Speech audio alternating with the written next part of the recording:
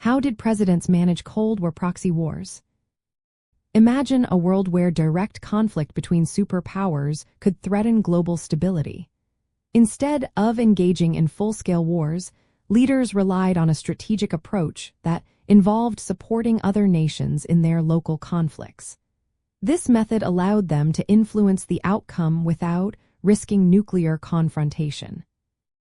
During the Cold War, United States presidents used a combination of military aid, diplomatic pressure, and covert operations to manage proxy wars.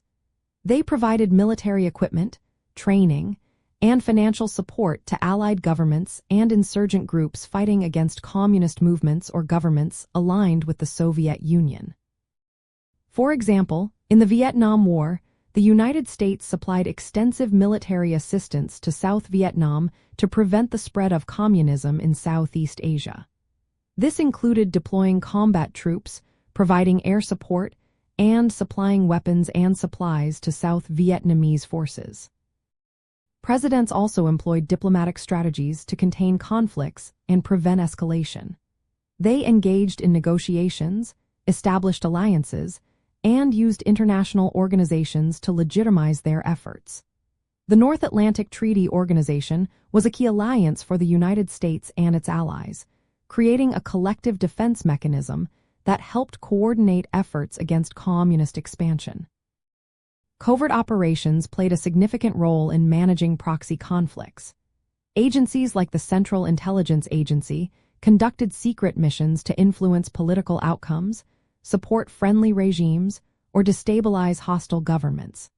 For instance, the CIA orchestrated a coup in Iran in 1953 to replace a government perceived as unfriendly to Western interests. Similarly, in Latin America, covert support was provided to anti-communist insurgencies and governments. Presidents also faced the challenge of balancing military intervention with diplomatic efforts to avoid escalation into a direct confrontation. They used strategic patience, limited military engagement, and diplomatic negotiations to manage tensions. The goal was to contain communism and influence regional conflicts while avoiding nuclear war. In summary, presidents managed Cold War proxy wars through a sophisticated mix of military, aid, diplomatic engagement, and covert operations. This approach allowed them to influence regional conflicts, contain the spread of communism, and maintain global stability during a tense period of history.